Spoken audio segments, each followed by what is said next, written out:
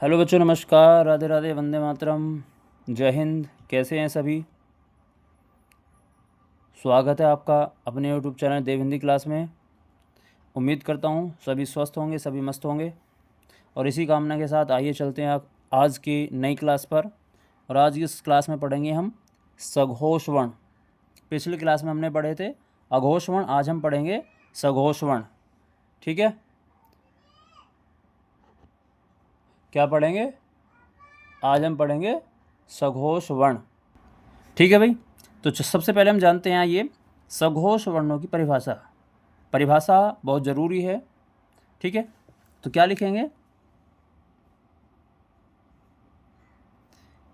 जिन वर्णों के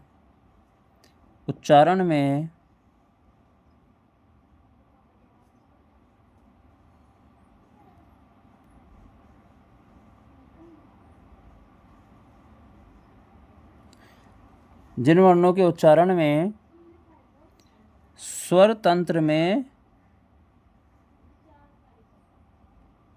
कंपन होता है।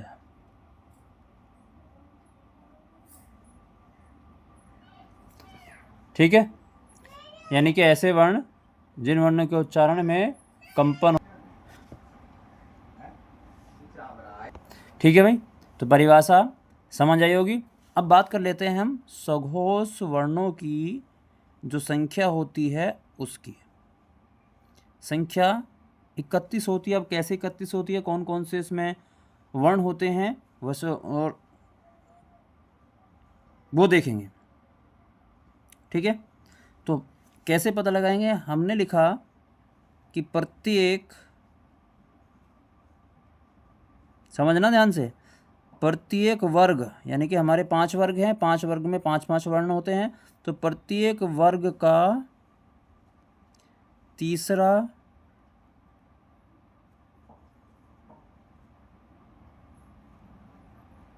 चौथा व पांचवा वर्ण। क्या समझा? प्रत्येक वर्ग का तीसरा, चौथा व पांचवा वर्ण जो है वो हमारे सघोष वर्ण हैं। ठीक है, अब मैं आपको यहाँ और ज़्यादा अच्छी तरीके से बताऊंगा कि तीसरा, चौथा, पांचवा वर्ण प्रत्येक वर्ग का कौन कौन सा है। मान लिया हम लिखते हैं, पहले क वर्ग जान लेते हैं। ठीक है, क वर्ग में देखो तीसरा, चौथा वर्ण क्या होगा? तीसरा ग, घ चौथा हो गया, और अंग जो हो गया हमारा, जिसे हम अंग बोलते हैं, ये पांचवा, ये क वर्ग का है। इसी तरीके से अगर हम बात करें च वर्ग की, तो च वर्ग में तीसरा वर्ण कौन सा हो गया? ठीक है, ज, चौथा हो गया झ। ठीक है भाई, तो तीसरा वर्ण ये जय हुआ, चौथा वर्ण हमारा झ हुआ, और पांचवा होगा अय्या जिसे हम बोलते हैं, ये हमारा पांचवा वर्ण हुआ च वर्ग का। अब बात करते हैं हम इसी के बाद ट वर्ग की। बड़े ध्यान से समझना, एक एक अक्षर समझाऊंगा। ठीक है, ट वर्ग की बात करते हैं। ट वर्ग में जो तीसरा वर्ण है, चौथा वर्ण है, उसे देख लेते हैं। ड, ढ, और इसे बोलते हैं हम अणे। तो तीसरा वर्ण ड, चौथा वर्ण ढ, और पांचवा वर्ण हो गया अण। ये हमारे, ठीक है। उसके बाद हम बात करते हैं तय वर्ग की। तो तय वर्ग का देखते हैं तीसरा, चौथा वर्ण कौन सा है? दे, ध, और न। ये तय वर्ग के तीनों, यानी कि तीसरा, चौथा और पांचवा वर्ण है। उसी के बाद हम बात करते हैं पै वर्ग की। पै वर्ग में तीसरा और चौथा वर्ण देखते हैं हम क्या है, और पांचवा वर्ण देखते हैं। ठीक है, बे,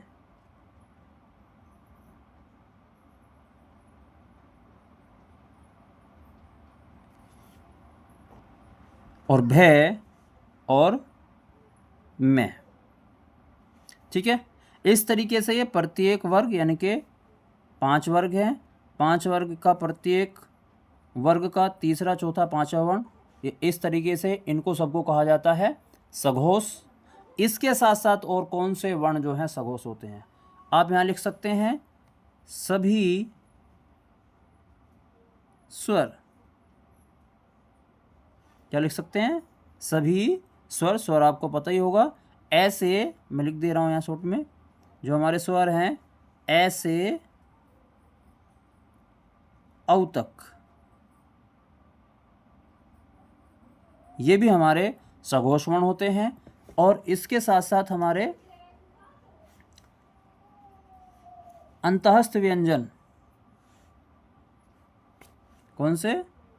इसके साथ साथ अंतःस्थ व्यंजन, ये मैंने अपनी क्लास में आपको बता रखे हैं कि अंतःस्थ व्यंजन कौन कौन से होते हैं। ठीक है भाई, अंतःस्थ व्यंजन, अंतःस्थ व्यंजन कौन कौन होते हैं? ये, रे, ले और वे, ये तो हमारे अंतःस्थ व्यंजन। और इसके साथ साथ एक वर्ण और जोड़ना है जिसको हम है, यानी कि ये ऊष्म वर्ण का है, ये भी हमारे क्या हैं? सघोष वर्ण कहलाते हैं। ठीक है, बात समझ में आई? तो ये मात्र 6 मिनट में आपको मैंने सघोष का पूरा जो है प्रक्रिया समझाई, पूरा कॉन्सेप्ट क्लियर हो गया कि सघोष परिभाषा क्या है, संख्या कितनी होती है, कौन कौन से वर्ग का कौन कौन सा वर्ण जो है वो सघोष होता है, उसके साथ साथ और कौन से वर्ण जो है सघोष होते हैं वो आपको लिख दिया, सभी स्वर और अंतःस्थ व्यंजन भी हमारे सघोष होते। तो आप इस तरीके से आसानी से पहचान सकते हैं। थोड़ा सा देखो मेहनत तो करनी पड़ेगी, समझना पड़ेगा, बातों को सीखना पड़ेगा, थोड़ा सा तो हमें प्रयास करना होगा। अगर हम प्रयास करेंगे तो हम चीज़ों को आसानी से समझ सकेंगे। ठीक है, उम्मीद है वीडियो में दी गई जानकारी अच्छी लगी होगी। अगर वीडियो अच्छी लगी हो तो वीडियो को लाइक, चैनल को सब्सक्राइब करें, वीडियो को ज़्यादा से ज़्यादा शेयर करें और अपना एक कमेंट ज़रूर भेज दिया करें कि आपको आगे और किस विषय पर वीडियो चाहिए। मैं उस विषय पर कोशिश करूँगा वीडियो बनाने की। राधे राधे।